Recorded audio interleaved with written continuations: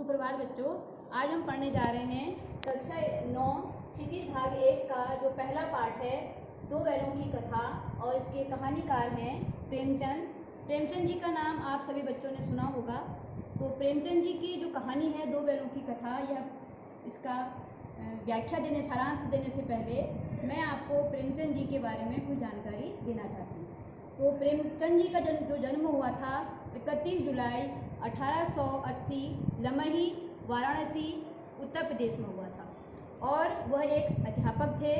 इसके अलावा वह एक लेखक और पत्रकार भी थे। तो उनके अंदर लिखने की कला बचपन से ही थी। तो उन्होंने कम से कम 1.5 दर्जन उनके उपन्यास रहे। उन उपन्यासों में उन्होंने जो भी उपन्यास लिखे, इन उपन्यासों में जो अत्यधिक प्रसिद्ध थे वह थे सेवा सदन, प्रेमाशय, रंगभूमि, कर्मभूमि, गबन और निर्मला। इसके अलावा उन्होंने 300 से भी अधिक कहानियाँ लिखी, और उन कहानियों में जो प्रसिद्ध कहानियाँ रही, उन कहानियों में कफन, पूस की रात, बूढ़ी काकी, दो बैलों की कथा, पंच परमेश्वर और बड़े घर की बेटी। और जो उन्होंने कहानियाँ लिखी, वह कहानियाँ और जो भी उन्होंने उपन्यास लिखी, वह उनके उस समय जो समाज में जो सामाजिक परिस्थितियाँ थी, जो सामाजिक जो बुराइयाँ थी, उनसे संबंधित उन्होंने अपनी कहानियाँ लिखी हैं। तो उस समय समाज में क्या था? जाति भेद, छुआछूत, विधवा विवाह, बाल विवाह और स्त्री पुरुष की समानता, इसके अलावा पराधीनता, लगान, कृषक समाज, किसानों के ऊपर होने वाला अत्याचार, और जो हम उस समय क्या थे, अंग्रेज़ों के अधीन थे। तो स्वतंत्रता संग्राम के समय हमारे जो देश के लोग हैं, उन्होंने अपना किस प्रकार उसमें भागीदारी की, इन सब का चित्रण उन्होंने अपनी कहानियों में किया है, और अपने उपन्यासों में उन सबको आपको पढ़ने को मिलता है।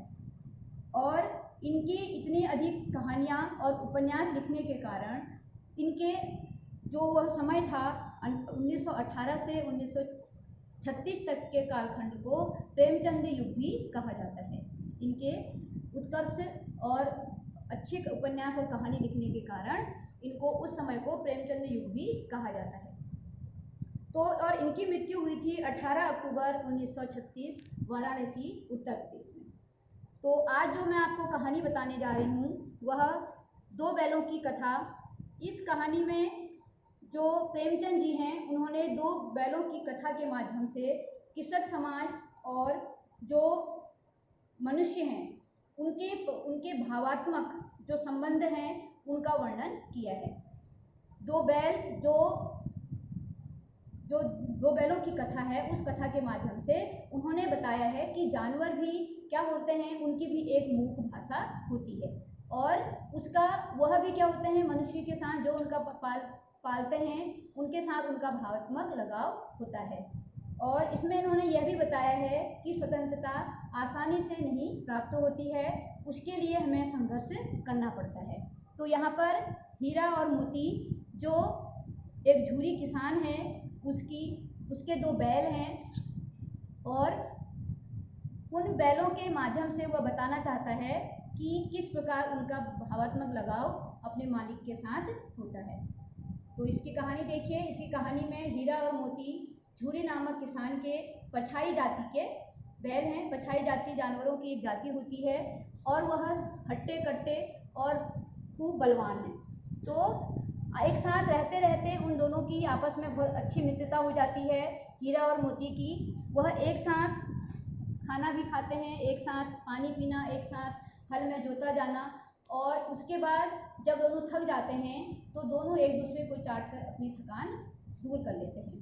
दोनों की इतनी अधिक मित्रता हो जाती है कि जब उनको हल में जोता जाता है खेत में, तो हर एक का ये प्रयास रहता है कि दूसरे के ऊपर कम से कम भार आए। तो एक दिन जो झूरी की जो पत्नी होती है, वह अपने पति से कहती है कि मेरे जो भाई है गया, उसके खेतों में जुताई करने के लिए बैल नहीं हैं, तो इसलिए इन बैलों को तुम कुछ दिन के लिए गया के पास भेज दो। जब हीरा और मोती को पता चलता है कि उन्हें कहीं और भेजा जा रहा है, तो उनको दुख होता है, और वो सोचते हैं कि हमने ऐसा क्या कार्य किया जिसके कारण हमारा मालिक हमको बेच रहा है। अगर वो चाहता तो हमसे और अधिक कार्य करवा लेता, हम और अधिक मेहनत कर लेते, लेकिन हम अपने मालिक से दूर नहीं जाना चाहते, क्योंकि उतने समय से उनके साथ रहने से उनके प्रति उनका लगाव हो गया है। उनके बच्चे भी उनको बहुत अच्छा मानते हैं। इसके अलावा गांव के जो लोग हैं वो हीरा और मोती की मित्रता से बहुत अधिक प्रसन्न रहते हैं, उनकी बहुत प्रशंसा करते हैं कि ऐसी मित्रता हमने कहीं नहीं देखी। तो जब गया उनको लेने के लिए आता है तो दोनों का मन वहाँ से जाने का बिल्कुल नहीं करता है, लेकिन गया उनको मोटी रस्सियों से बांध कर ले जाता है, लेकिन उन दोनों को ले जाने में गया के पसीने छूट जाते हैं। प्रातःकाल निकला हुआ गया अपने गांव शाम के समय पहुंचता है, क्योंकि इतना अधिक उसको रास्ते में उन दोनों ने इतना अधिक उसको परेशान किया कि वह उनको ले जाने में उसको बहुत अधिक मेहनत करनी पड़ी।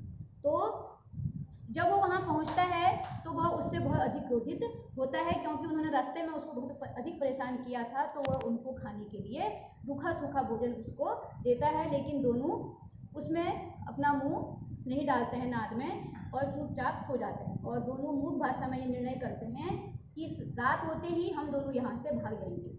और रात के समय दोनों जब पूरा गांव सोया रहता है तो वहाँ से वह निकल कर भाग जाते हैं, और जब प्रातःकाल के समय वह अपने गांव पहुँच जाते हैं। जब प्रातःकाल झूरी उठता है वो देखता है कि उसके बैल जो हैं वो जहाँ पर उनको बांधा जाता है वहाँ पर दोनों कीचड़ से सने हुए थके आरे खड़े हुए हैं। तो उसे बड़ा आश्चर्य होता है कि वो यहाँ पर कैसे पहुँचे, लेकिन जो झूरी की जो पत्नी होती है वह अधिक क्रोध करती है और वो कहती है कि ऐसे कामचोर बैल मैंने बिल्कुल नहीं देखे, यह अपना काम छोड़ के यहाँ पर आ गए हैं, इनको दोबारा तुम उसी गया के पास भेज दो। गांव के लोग भी उनके आने से बहुत अधिक खुश हो जाते हैं और उनको अलग अलग प्रकार से गुड़, चना और खाने के लिए घास, अलग अलग प्रकार की चीज़ें देने, खुशी व्यक्त करने के लिए उन्हें देते हैं। अगले दिन गया फिर आता है उनको लेने के लिए, और इस बार वो उनको रस्सियों में न बांध कर गाड़ी में जोत के ले जाता है। तो इसमें भी वो इतना अधिक उनको परेशान करते हैं कि वह बड़ी मुश्किल से अपने घर पहुंच पाता है। और गया जो है उनके से इतना अधिक काम लेता है कि वो दोनों धीरे धीरे उनकी शरीर की जो शक्ति होती है वो धीरे धीरे समाप्त हो जाती है, क्योंकि जैसा खाना पीना उसको अपने मालिक के वहाँ मिलता था वैसा उसको अपने गया के वहाँ बिल्कुल भी नहीं मिलता है। और उन्हें दिन भर काम कराया जाता है और शाम के समय उन्हें रूखा सूखा भोजन डाल दिया जाता है। तो ऐसे वो अत्यधिक कमज़ोर हो जाते हैं। और वहीं पर उसको जो एक बच्ची होती है, छोटी सी बच्ची जो गया की बेटी होती है, उसकी जो अपनी माँ है वो मर चुकी होती है, उसका लगाव उन बैलों के साथ हो जाता है। और वह रोज़ शाम को अपनी रोटी जो उसको मिलती थी उसमें से आधी आधी रोटी दोनों गायों को बैलों को खिलाने के लिए आती है।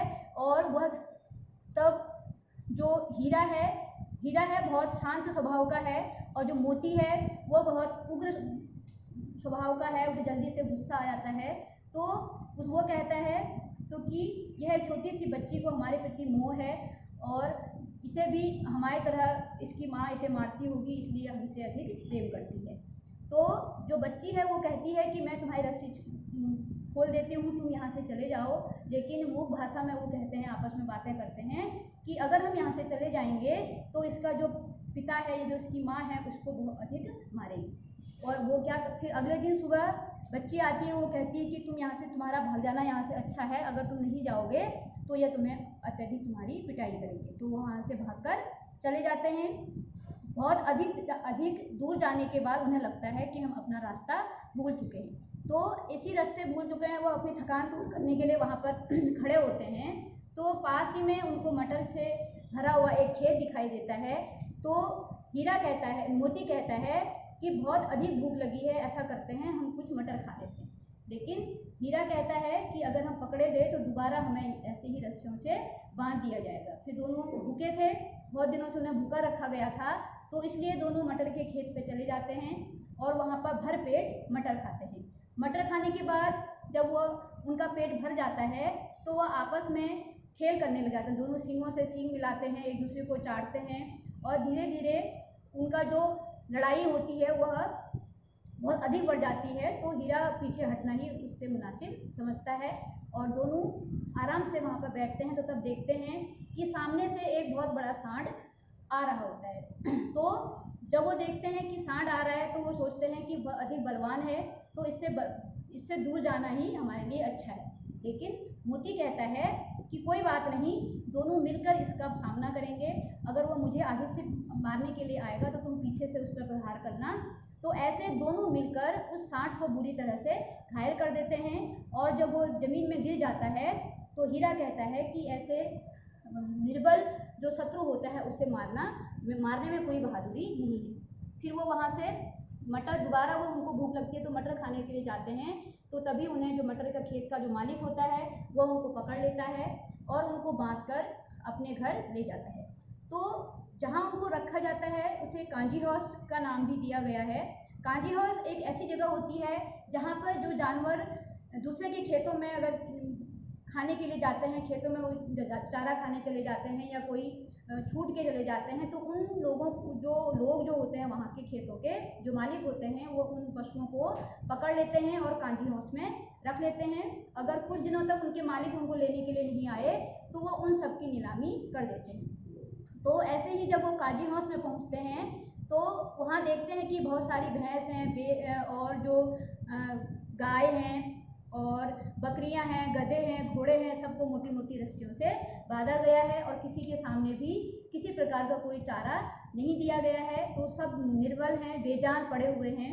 जब हीरा और मोती वहाँ पहुँचते हैं तो उन्हें लगता है कि अब हमारा यहाँ से निकलना मुश्किल है। लेकिन जो मोती है वो हार मानने को तैयार नहीं होता है। वो रात रात को अपने सींगों से उस कांजी हाउस की जो दीवार है उसको तोड़ने का प्रयास करता है और कुछ दिनों के बाद उस दीवार को वह तोड़ देता है और हीरा से कहता है कि हम यहाँ से भाग जाते हैं। लेकिन हीरा की जो रस्सी होती है बहुत मजबूत होती है, वो नहीं टूट पाती। तो हीरा कहता है मोती से कि तुम यहाँ से भाग जाओ, मुझे यहीं पर ढूंढ देना। लेकिन जो मोती है उसे वो कहता है कि अगर तुम यहाँ से नहीं जाओगे तो मैं भी यहाँ से नहीं जाऊँगा। तो वो क्या करते हैं, वहाँ पर जो फंसे हुए जो और जानवर होते हैं उन सबको वहाँ से भगा देते हैं और दोनों अपनी जगह पर बैठे रहते हैं। अगली सुबह जब उनको पता चलता है कि सभी जानवर भाग चुके हैं और इसका मोती ने ही उस दीवार को ढहाया था, तो जो वहाँ का मालिक होता है वह उन दोनों को मोटी रस्सियों से बांधकर एक दूसरे कमरे में बंद कर देता है और 1 हफ्ते तक उन्हें किसी प्रकार का कोई चारा नहीं दिया जाता है। फिर कुछ दिन के बाद उन दोनों जो बैल होते हैं उन दोनों की नीलामी के लिए 40-50 व्यक्ति उस कांजी हाउस में एकत्रित हो जाते हैं और उन दोनों की नीलामी हो जाती है। तो एक दाढ़ी वाला जो होता है दड़ियल, उनको वह दोनों बैल दे दिए जाते हैं। लेकिन उन दोनों की वहाँ से जाने की इच्छा नहीं होती। लेकिन फिर हीरा कहता है कि अब हमारे पास कोई रास्ता नहीं है, हमें इसके साथ जाना ही पड़ेगा। बड़ी मुश्किल से वह दोनों को वह अपने साथ ले जाने के लिए जो दड़ियल है वो आता है और रस्सियों से बांध के ले जाता है और 1 हफ्ते तक उन दोनों को किसी प्रकार का कोई चारा नहीं मिलता है। तो वो इनकी स्थिति इतनी खराब हो जाती है कि वो आगे चलने में भी असमर्थ हो जाते हैं। तो बड़ी मुश्किल से उनको खींच के वो ले जाता है दड़ियल। कुछ दूर जाने पर वो देखते हैं कि जिस राह पर वो जा रहे हैं वह राह उनकी देखी हुई है। वहाँ के खेत, वहाँ के जो कुएं हैं, वहाँ का जो खेत है, जो वहाँ का रास्ता है, उन रास्तों को उनको लगता है कि जानी पहचानी है। फिर हीरा कहता है कि यह तो हमारा ही गांव है। तो उनकी जो अंदर की शक्ति होती है, जो अंदर से उनको अपने मालिक से मिलने की जो इच्छा होती है, जो प्यार होता है, उससे उनके शरीर की शक्ति बढ़ जाती है और तेजी तेजी से वह कदम बढ़ाने लग जाते हैं। और कुछ ही दूर जाके दोनों उस दड़ियल से अपनी रस्सी छुड़ाकर अपने मालिक के घर पहुंच जाते हैं और जहां पर उनको बांधा जाता है वहां पर जाकर खड़े हो जाते हैं। लेकिन दड़ियल उनके पीछे पीछे दौड़ लगाता है और मोती कहता है कि इस दड़ियल को तो मैं ही सबक सिखाऊंगा। और जब उसको पकड़ने के लिए वो दड़ियल आता है जो उन बैलों को ले जा रहा था, तो मोती उसके पीछे भागता है और भागते भागते वह उस दड़ियल को उस गांव से बाहर कर देता है। और जब फिर दोबारा अपने मालिक के पास आ जाता है, जब झूरी देखता है कि दोनों बैल उसके पास हैं, तो उसके आंखों से आंसू आ जाते हैं और हीरा और मोती के भी आंखों से आंसू बहने लगते हैं। और सभी गांव के लोग वहां पर पहुंच जाते हैं और जो झूरी है अपने दोनों बैलों को गले लगा लेता है और जो उसकी जो मालकिन होती है वह भी उसके माथे को चूम लेती है। तो इस प्रकार इस कहानी के माध्यम से जो प्रेमचंद जी हैं, उन्होंने जो हमारे किसान वर्ग है उनका अपने जानवरों, अपने बैलों के प्रति जो मोह को दिखाया गया है और जानवरों की जो मुँह जो भाषा होती है वह भी एक दूसरे से आपस में बातें करते हैं, एक दूसरे के भावों को समझते हैं, उनके अंदर भी एक दूसरे के प्रति प्रेम होता है। तो और इसके अलावा इसमें यह भी दर्शाया गया है कि किस प्रकार हमें अपने, अगर हमें कोई बंधक बनाता है या कोई हमें हमारे ऊपर शासन करता है, हमें अपने पराधीन हमें अपने बस में रखता है, तो हमें उससे छूटने के लिए हमें क्या करना पड़ेगा, संघर्ष करना पड़ेगा, कोशिश करनी पड़ेगी, तभी हम अपनी स्वतंत्रता को प्राप्त कर सकते हैं। यहाँ पर हीरा मोती ने इस कहानी में बता दिया कि अगर हम हार मान जाएंगे तो हमें कोई भी अपने बस में कर सकता है।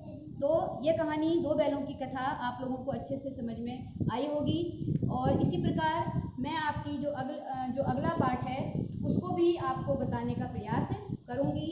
और अगर आपको कोई वीडियो अच्छी लगती है तो आप लोग ज़रूर इसको सब्सक्राइब और लाइक करें, ताकि जो अगला वीडियो मैं बनाऊँ वह आपको आसानी से प्राप्त हो जाए।